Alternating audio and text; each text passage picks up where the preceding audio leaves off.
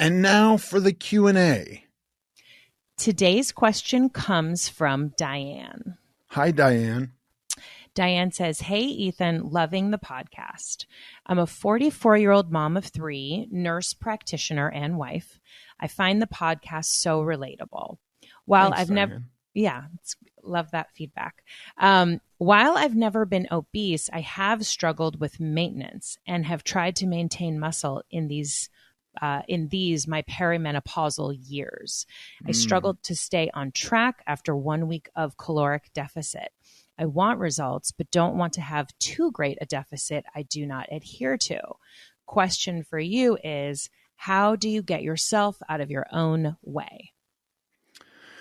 Well, I think she's really onto something here with the extreme. The way I get myself out of my own way is to really do a gentle deficit, and that makes life a lot easier. If I start going to sleep hungry and not sleeping well because of it, that is just a quick path to me coming up with an excuse to not do it anymore. And maybe the excuse is even valid because I'm really suffering. I actually don't suffer all too bad when I'm dieting now. It's kind of okay. The place that gets tricky for me is when I'm out in the world and trying to diet. And then, especially if I'm traveling, which I do quite a bit, and my sleep is suffering, and suddenly, I've woken up in one town without food ready to take with me to the airport, and then the plane is late, and then I'm just like, well, forget it. Today's a wash. But even then, I like to remind myself that in order to gain a pound, regardless of what the scale says tomorrow, in order to gain a pound, I need to consume 3,500 excess calories. And that's actually pretty hard to do in a day or two. And so when I keep that in mind and I have these little bumps in the road and I get right back on my plan, that's how I stay out of my own way. I've set up a system for myself that I can basically live with. So maintenance is fairly easy for me now. And if I want to gently diet, that's fairly easy for me too. And I just understand that if I want to lose 10 pounds, it's going to be a couple months.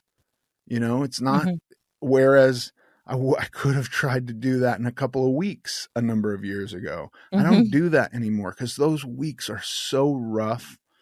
Menopause and perimenopause becomes so complicated because of hormones and hot flashes and a lot of physical stuff that I cannot relate to other than I've been around somebody else experiencing it. So I've witnessed it, but I haven't experienced it myself. So I don't know everything that goes into it, but I know an awful lot of girls start gaining weight during that time. It's not uncommon.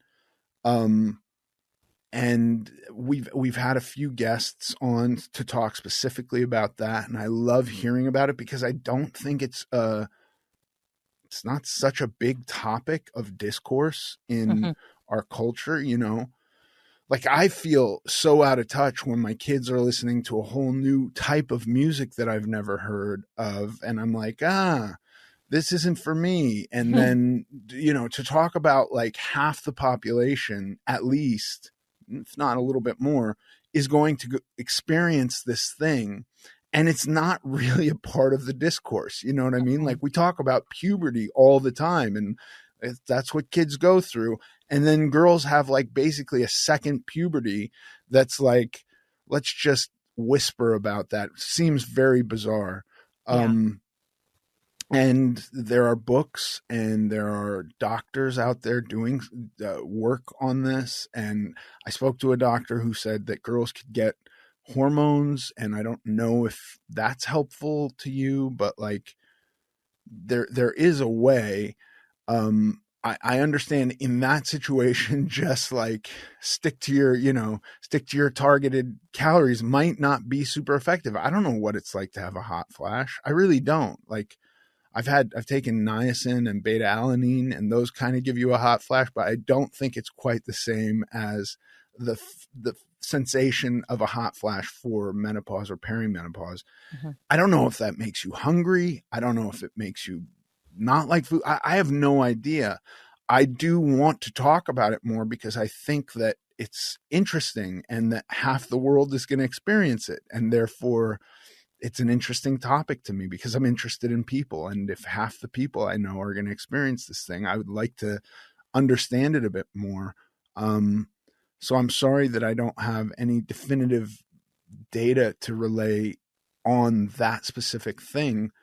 But the way I stay out of my own way is to, sometimes I like a hard task, but when I'm looking at life and long term, if I make it too hard, I know that it's not going to be something I do forever. I can do something really hard for a day. I could do something really hard you could say like, do this really hard thing for a month and you're going to get XYZ result.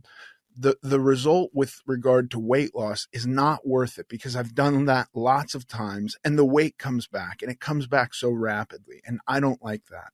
Yeah. So when I'm thinking about long-term weight loss, it really is changing the way I live and taking it really slowly.